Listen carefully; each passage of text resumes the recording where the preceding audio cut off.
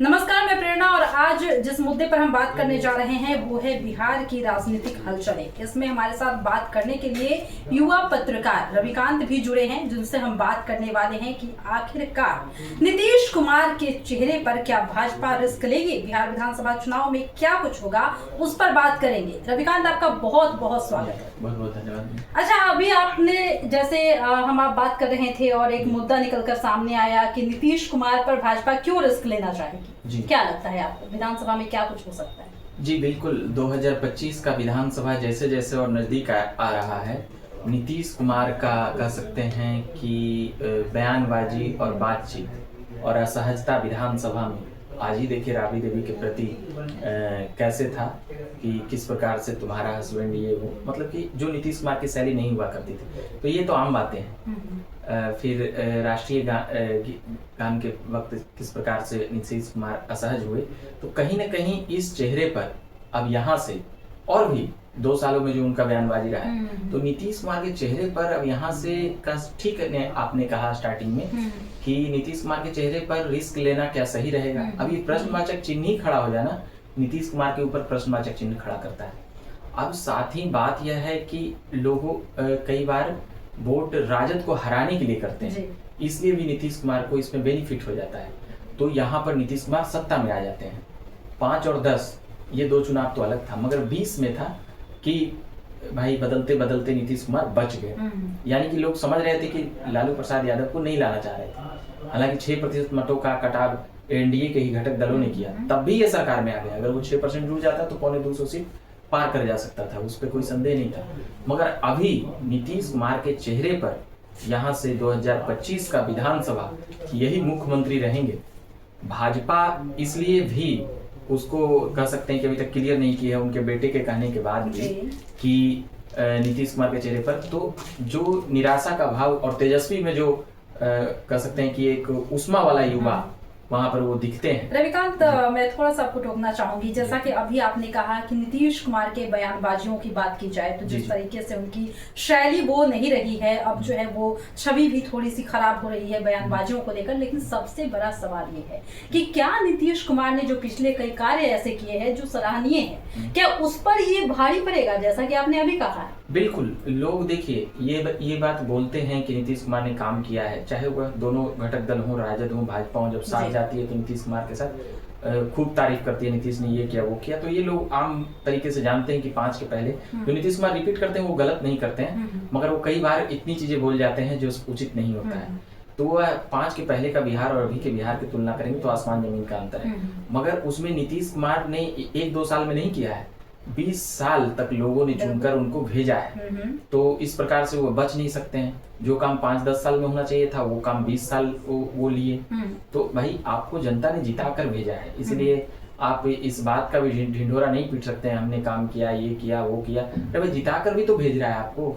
आप आज तक बिहार की राजनीति में नहीं हुआ है कि किसी एक चेहरे को 4 बार बहुमत दे, आज तक कभी नहीं हमने देखा। तो ये कह नहीं सकते क्या कि ये नीतीश पर भरोसा हो सकता है लोगों का, क्योंकि 4 बार मौका देना ये आम बात तो नहीं हो सकती। देखिए, नीतीश कुमार और भाजपा और जो अभी मौजूदा घटक दल हैं, जैसे कि मांझी जी हैं, मांझी जी की पार्टी हम है, उपेंद्र कुशवाहा की पार्टी है, चिराग पासवान की पार्टी है, तो जब इन 5 पार्टी का वोट प्रतिशत आप देखिएगा तो निश्चित तौर पर प्लस पॉइंट में आ जाते हैं। मगर फिर भी जब सरकार और सत्ता कई मुद्दों और चीजों पर घिर जाती है, अभी एक यात्रा चल रहा है कांग्रेस का, हम थोड़ा सा मुद्दे से भटकेंगे। बेरोजगारी हटाओ, पलायन रोको, नौकरी दो, ये क्या है? ये 20 साल में वो युवा हैं जो कई लोग 2005 के पहले का बिहार नहीं देखे। अब जो 95 से 2000 के बीच में पैदा हुए बच्चे हैं वह आज नौकरी मांग रहे हैं। तो भाई 25 साल बाद तो नौकरी मांग रहे हैं, तो अब उनको 5 के पहले का बिहार बार बार करके आप नहीं अपने पाले में ला सकते या नहीं लुभा सकते हैं। तो वहां पर इस मोर्चे पर जब तेजस्वी यादव यह कहेंगे कि 17 महीने में हमारे कारण इतने रोजगार दिए, इतने रोजगार आए, तो वहां पर इस चेहरे पर कहीं ना कहीं भाजपा को भी ये शक है। और भाजपा यहाँ पर कब से ताक लगाए बैठी है, जब से नीतीश कुमार भाजपा से पंगा लिए हैं तब से कह सकते हैं कि फुल्ली मूड में भाजपा यहाँ अपनी सरकार चाहती थी। सम्राट चौधरी ने कहा भी था और भी भाजपा के नेता कहे थे कि हम कंधे पर बिठाना लोगों को छोड़ चुके हैं। तो अब यहाँ से नीतीश कुमार को अब एक प्रकार से भाजपा पहले नेता मानती थी, मगर अभी मजबूरी में नेता मानती है। अब सीधे कहे तो वह ढोने का काम करेगी, अगर चेहरा बनाएगी भी तो रिस्क तो है ही चेहरे पर, क्योंकि जिस प्रकार से तेजस्वी यादव की तरफ जो MY समीकरण और भी वो A to Z का समीकरण कर रहे हैं, लालू प्रसाद के चेहरे का इमेज वह तोड़ रहे हैं कि भाई हमारे पास सब है। तो कहीं ना कहीं वो चीजें भाजपा भी जानती है, समझती है। और जिस प्रकार से महाराष्ट्र में, जिस प्रकार से आपको अभी वो जिस प्रकार से हरियाणा, यहाँ दिल्ली में सरकार बनाई, मतलब इन सभी जगहों पर कह सकते हैं, दिल्ली में तो सरकार थी नहीं इनकी बनी, महाराष्ट्र में थी नहीं, अब पहली बार वहां पर फुल फेज में मैंडेट आई और वहां सरकार में है। तो कहीं न कहीं इन सभी चीजों से भाजपा को भी आभास है कि यहाँ के लोग हमें पसंद करते हैं। तो कई लोग बताते हैं कि दिल्ली में ये, लेकिन भाजपा को आभास है कि उन्हें लोग पसंद करते हैं, लेकिन क्या आपका ये भी कहना है कि वो नीतीश को लेकर संशय में भी है कि नीतीश कुमार पर रिस्क लेना उचित होगा या नहीं? लेकिन लेकिन लेकिन एक जो बात है वो ये है कि नीतीश कुमार के वोट प्रतिशत को देखा जाए जी, तो आप जानते हैं कि नीतीश कुमार का वोट प्रतिशत क्या है। और जहां तक बात आप कह रहे हैं संशय की, कि भाजपा में भी संशय है, तमाम घटक दलों में भी हो सकता है कि संशय बरकरार हो नीतीश कुमार को लेकर, लेकिन सबसे बड़ी बात है कि फिर भी तो नीतीश कुमार पर ही रिस्क ले रहे हैं। कहने की बात तो ये भी है, बिल्कुल रिस्क ले रहे हैं, मगर चेहरे का ऐलान अभी तक नहीं किया है। उसका एक बड़ा पहलू यह है, अब अंतिम आते आते वो कर दे तो कर दे। और निशांत की जो मांग की जा रही है उसका क्या कहना? हाँ, वही निशांत भी वही मांग कर रहे हैं कि नीतीश कुमार के चेहरे का अब तक ऐलान क्यों नहीं किया। तो वहां पर ऐलान क्यों नहीं किए हैं, वहीं पर मैटर फंस रहा है कि सभी लोग नीतीश जी का हाँ ठीक है 25 आएगा तो, मगर जो एनडीए के घटक दल जो चेहरे का जिस पे मुहर लग जाता है कि ये हमारे 25 का चेहरा, वो अभी तक नहीं हुआ है। तो यहाँ पर ये बातें कुछ न कुछ भाजपा के मन में भी शंका है कि हमारा सीएम हो, निशांत की पॉलिटिक्स में आने की बात है, ये सभी तार जुड़ा हुआ है कि निशांत को क्या बना। जैसे ये भी बातें चल रही है कि निशांत को मुख्यमंत्री देकर के भाजपा मुख्यमंत्री ले लेगी क्या। नीतीश कुमार के पास आज कितना भी वोट प्रतिशत गिर गया है, मगर 10-12% वोट हम ये नहीं कह सकते हैं कि उनका नहीं है या नहीं आएगा।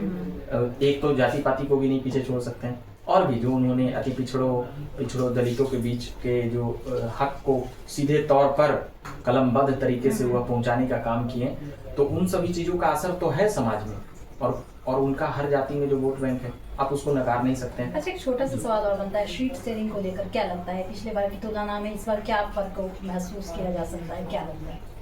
देखिए, सीट शेयरिंग में ही यहीं पर भाजपा मात खा जाती है। यहाँ मैंडेट के लिए चाहिए 122 चाहिए, और भाजपा 122 पे लड़ी ही नहीं रही है। वो लड़ी थी 15 में, तो 15 में उसके पास नीतीश कुमार नहीं थे, और आज भी लालू प्रसाद यादव और नीतीश कुमार जब एक साथ चले जाएंगे तो भाजपा के सारे रणनीति और सपना धाराशायी चकनाचूर हो जाएंगे। लेकिन सवाल तो एक और बनना है, जाएंगे तब तो। हाँ, जाएंगे तब तो। हाँ। वही हम बोल रहे हैं कि सीट शेयरिंग पर तो 122 जो आंकड़ा है वह जादुई आंकड़ा है, जिसको नीतीश कुमार 4 मर्तबा से उस आंकड़ा को छू ले रहे हैं या पार कर जा रहे हैं। तो अब यहाँ पर भाजपा इसी चीज को साथ देने लगी हुई है कि भैया पहले 122 तो लड़ लिया जाए। जो 122 तो कब से जब नीतीश कुमार साथ हैं तो 122 लड़ी ही नहीं। 122 नहीं लड़ी तो मैंडेट कैसे आएगा भाजपा का, यहाँ मुख्यमंत्री कैसे बनेगा? तो जब तक 100 विधायक भी भाजपा के पास नहीं रहेंगे तो उसके मुख्यमंत्री बनना मुश्किल है। अब जब उसका घटेगा तो कोई भी दल, राजद और जदयू, उसको समर्थन करने वाली नहीं है, वो दोनों मिलकर अपने में सरकार बना लेंगे। आज कितना भी कह नीतीश जी कि अब हम कभी नहीं जाएंगे उधर, लेकिन नीतीश कुमार ने जो छवि बनाई है उस पे तो अक्सर लोगों को संशय ही रहता है कि नीतीश कुमार की बातों से उनके व्यवहार मैच नहीं करते। बिल्कुल, बीते 1 दशकों में हम लोगों ने देखा है कि नीतीश कुमार का राजनीतिक कैरेक्टर कह सकते हैं कि इस प्रकार का रहा है कि 2 साल इधर 3 साल इधर। इसके कारण अविश्वसनीयता जो राजनीति में बढ़ी, और जैसे 17 में किए महागठबंधन को मैंडेट मिला था और ये चल गए उधर। ये राजनीति का, अब कई लोग कहते हैं कि ठीक है नीतीश कुमार अपना सीएम बन गए तो वो अपना, मगर ये राजनीति का वोट आपको राजद और जदयू को दिया था सरकार चलाने के लिए, तो ये उधर चले गए।